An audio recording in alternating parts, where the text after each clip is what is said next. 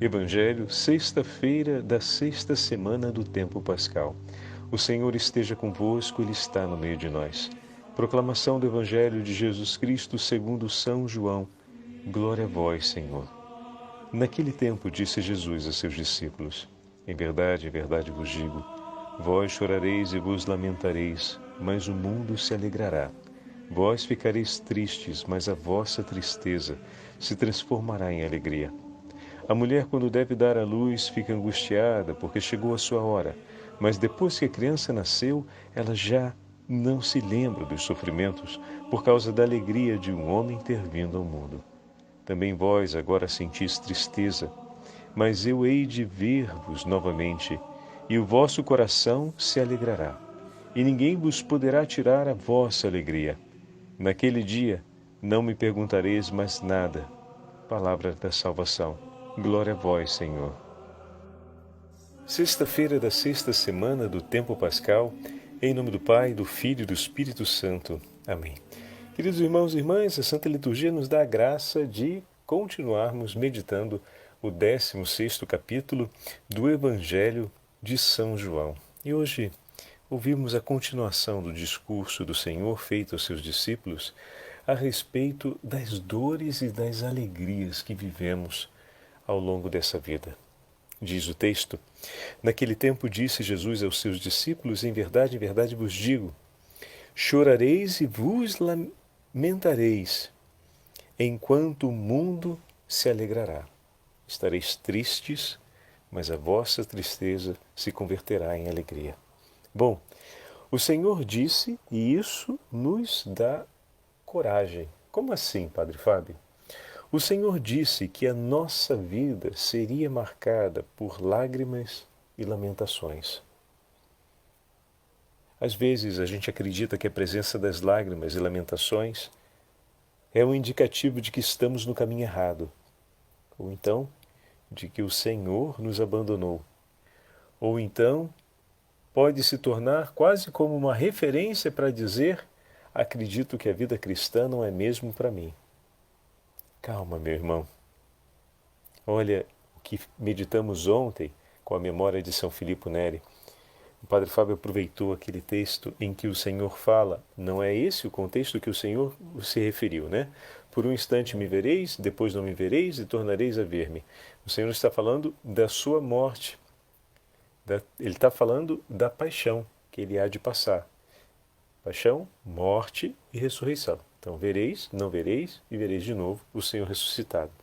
Mas nós usamos ontem essa imagem para falar da experiência da vida cristã, à luz do testemunho de São Filippo Neri, que muitas vezes vemos Cristo sofrendo no irmão e vamos ao encontro do Senhor para oferecer por ele um ato de caridade, como pede o Senhor a cada um de nós.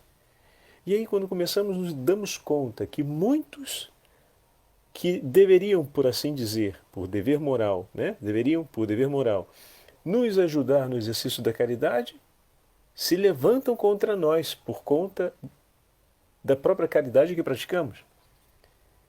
E que aqueles que são alvo da caridade pela necessidade que têm, rejeitam a caridade que recebem. E naquele momento é como se os nossos olhos e o nosso coração se turvassem de tal forma que a gente deixa de ver Cristo. Fomos ao encontro, vimos Cristo sofrendo, vimos aquele que é amado pelo Senhor em agonia e partimos em seu socorro para cumprir o mandamento do Senhor e realizar por ele o ato de amor, a caridade pelo nosso irmão, como o Senhor nos pede, amando em cada um dos nossos irmãos o próprio Senhor. E pronto. E de repente o Senhor desaparece dos nossos olhos. Desaparece no sentido de que aquele Senhor que estava ali, diante de tudo que recebemos, que vem ao contrário de qualquer, digamos assim, expectativa lógica, é como se Jesus desaparecesse dos nossos olhos e a gente começa a se preocupar com o sofrimento que a gente está passando, com as dores que estão acontecendo. Como é que pode alguém que está querendo fazer o bem receber na cara uma resposta e tanta maldade assim? Como pode alguém querer fazer o bem e ser perseguido desse jeito? Eu vou desistir disso, eu não quero mais saber de nada, talvez seja melhor deixar como está, deixa que se exploda. E tantos outros pensamentos passam pela nossa cabeça. Naquele momento é como se nós não víssemos mais o Senhor. Nem o Senhor que nos chamou ao socorro, nem o Senhor no sofrimento que é socorrido. E aí é a hora que nós olhamos o testemunho dos nossos irmãos, como o testemunho que ontem falamos de São Filippo Neri, e nos reencontramos. Essa é a hora de suportar, é a hora que o Senhor nos fala. Haverá o choro e a lamentação. O choro por ver a queda daqueles que deveriam perseverar na caridade e a lamentação por continuar vendo a maldade presente no coração daqueles que estão longe de Deus e precisam ser socorridos pela misericórdia. Ali encontraremos o choro e a lamentação, porque nessa hora a nossa carne irá sangrar e também nós iremos dividir o peso dos pecados do mundo com o Senhor crucificado. Essa é a minha e a sua hora como cristãos de dividirmos as dores das chagas de Cristo, de dividirmos as dores dos cravos nas mãos e nos pés, as dores da coroa de espinhos, as dores pela salvação dos homens, as dores que são consequência do pecado, mas que o Senhor suporta na comunhão com o Pai, ou seja, é a fé que nos sustenta nessa hora, é a certeza da promessa que hoje ouvimos no Evangelho que nos sustenta nessa hora. Ali é a hora de lembrarmos do Evangelho de hoje, quando o Senhor diz que terá o choro e a lamentação, estaremos tristes, mas a nossa tristeza se converterá em alegria. A perseverança, nesse momento, vai acontecer por causa dessa palavra. Não porque você é forte, não porque você aguenta muito, não porque você já está acostumado a apanhar. Isso tudo talvez te faça um homem e uma mulher mais experiente, um homem e uma mulher com maior consciência sobre a limitação do próximo, com maior consciência sobre a própria fraqueza pessoal, mas que isso tudo te faça um homem e uma mulher mais convicto e mais firme na fé. Aí sim, porque é apenas a promessa do meu amigo, quando tudo fica preto na nossa frente, a única certeza que nos sustenta é a promessa do Senhor. É aquela hora que a gente fala, Senhor, olha, está tudo de perna pro ar, a coisa está desandando de um jeito tão grande que, meu Senhor, é só por Ti, não tem outro modo. Eu confio na Sua promessa, eu confio na Sua palavra. Salva-nos, como diz o salmista. Tira-nos, Senhor, desse charco lodoso. Arranca-nos, Senhor, das profundezas da morte. Coloca-nos, Senhor, sobre terra firme. Livra-nos dos laços que nos prendem. Reergue, Senhor, a nossa cabeça diante de nossos inimigos. Fantástico. Como a palavra de Deus e como esses salmos nos acompanharam ao longo de nossa vida e nós precisamos tê-lo nos lábios e no coração e estampados no nosso viver dia a dia. E hoje o Senhor, ao falar com os apóstolos a respeito disso, usa uma imagem tão bonita. A mulher que está para dar à luz. Ela vive dores terríveis, lacinantes. As dores são fortes, que antecedem, e as dores do parto normal são severíssimas. São os ossos que se afastam, os tecidos que se dilatam, a pressão sobre as estruturas das articulações, dos ossos que se alargaram, né? Que ali os nervos estão todos muito fragilizados e sob uma tensão de estímulo enorme. Então, a dor e as contrações por causa dessa dor, que são parte da experiência do parto, ou seja, significa dizer que o sofrimento suportado pela mãe é fundamental para que o neném consiga nascer bem. A vida é assim. Para que o outro possa nascer para a vida eterna, vamos precisar suportar muitos sofrimentos por ele.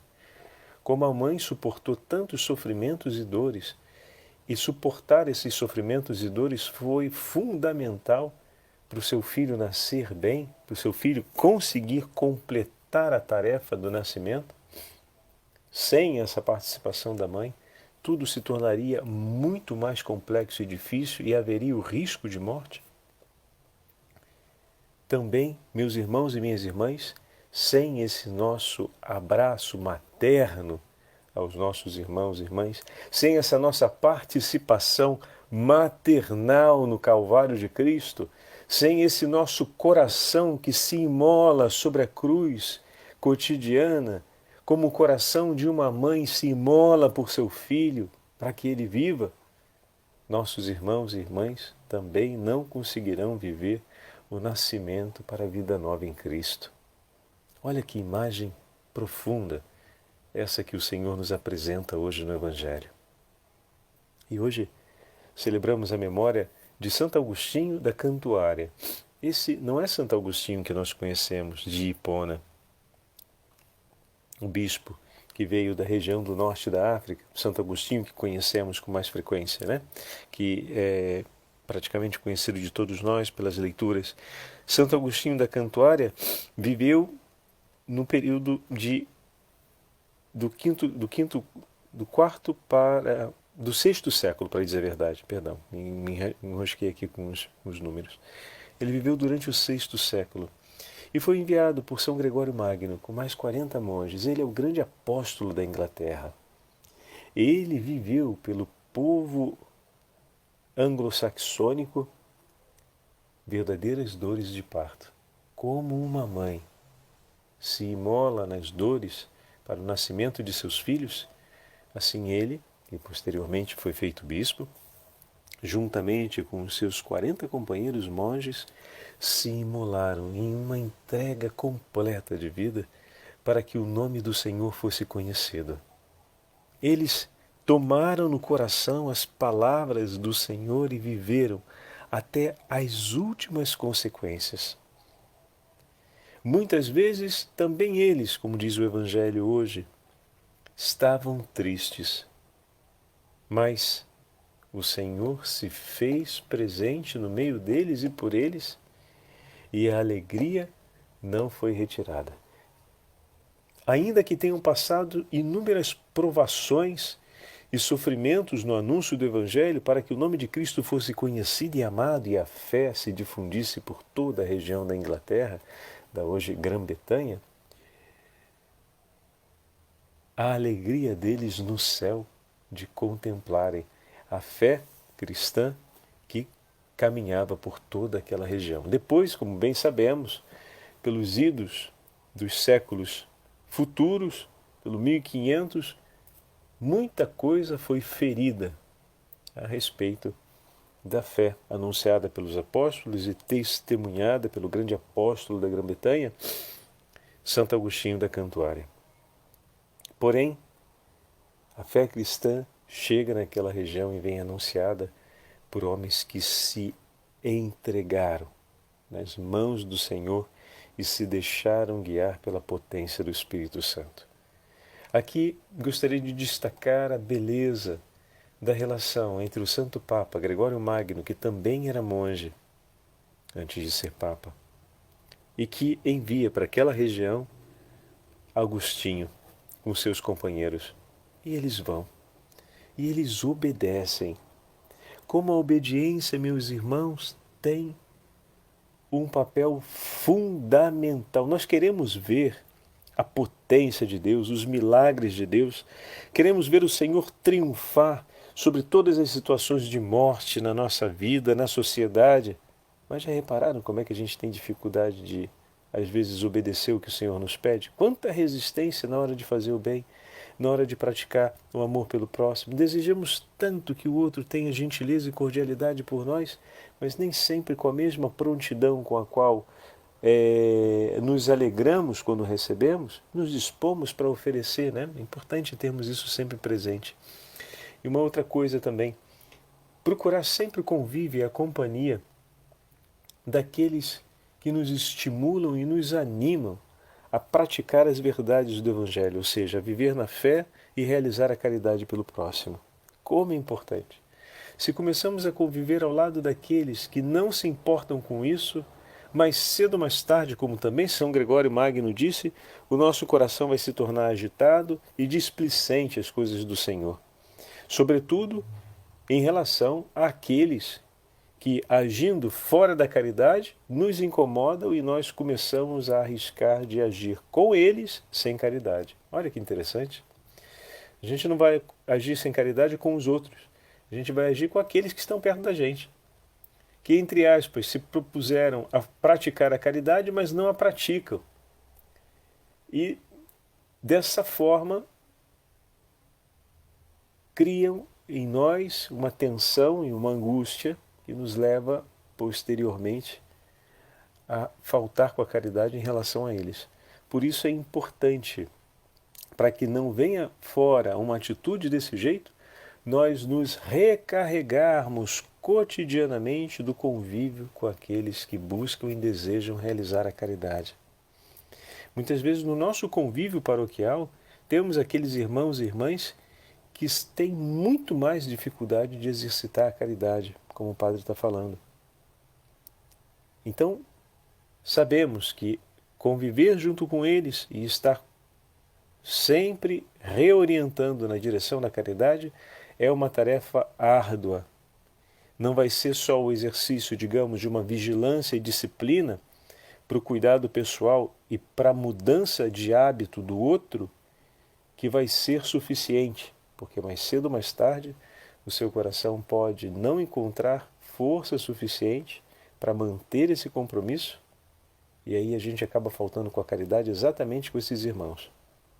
É preciso que a gente tenha esse contato e esse cuidado de orientar na disciplina e na verdade do exercício da caridade. Porém, que a gente também se recarregue no convívio com aqueles que mais decididamente praticam a caridade e vivem a fé.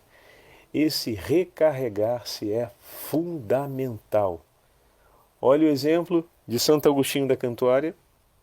São Gregório, Papa, o enviou em missão e com seus 40 irmãos ele foi.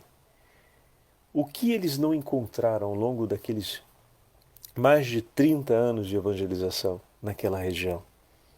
Muita coisa. Muita hostilidade, muita oposição, muita adesão, mas também muita tibieza da parte que aqueles que aderiram. Mas esse núcleo forte de voltar sempre ao convívio da comunidade monástica, desses irmãos que tinham um alicerce firme na fé, que se sustentavam com vigor mutuamente na prática da caridade e na partilha da fé, foi decisivo para que o coração deles não viesse a perder forças ou para que não se dispersassem, sobretudo exercendo uma falta de caridade no trato com aqueles que são mais tíbios e inconstantes. Estão percebendo? Às vezes o inimigo vai entrar por essa porta para atacar-nos dentro da nossa própria comunidade de vida religiosa, dentro da nossa própria família, dentro das nossas próprias comunidades pastorais e paroquiais. É importante que haja essa vigilância na hora em que as lágrimas e a lamentação estiver presente na nossa vida, nos recarregarmos no convívio com aqueles que vivem a caridade de maneira mais ardente e dividir a fé com aqueles que têm uma convicção, uma estabilidade, um testemunho mais seguro. Porque, do contrário, vamos começar a faltar com a caridade e também abandonar o exercício da fé justamente com os nossos irmãos que conosco convivem, mas que naquele momento se encontram numa maior tibieza e inconstância. É justamente ali que a gente vai explodir e que vai começar a faltar caridade. Depois essa caridade vai faltar inclusive com aqueles a quem nos propomos a evangelizar e cuidar como ofício pastoral, ou ofício paroquial, ou responsabilidade, dever familiar, né? Então é importante estarmos atentos a isso. E seguirmos esse belo testemunho dos nossos irmãos que evangelizaram no início, levando a fé cristã na Inglaterra, e que Santo Agostinho da Cantuária hoje é referência para nós. E dessa forma, o Senhor será sempre e a todo instante a nossa alegria. Não tenha medo das lágrimas e das lamentações. Recorda-te, o Senhor as enxugará e a nossa alegria ninguém a arrancará quando chegará o tempo definido pelo Senhor. O Senhor esteja convosco, Ele está no meio de nós. Pela intercessão de Santo Agostinho da Cantuária e de todos os santos da região da Grã-Bretanha e pela intercessão da Beatíssima Virgem Maria, Rainha das Missões, abençoe-vos o Deus Todo-Poderoso, Pai, Filho e Espírito Santo. Amém.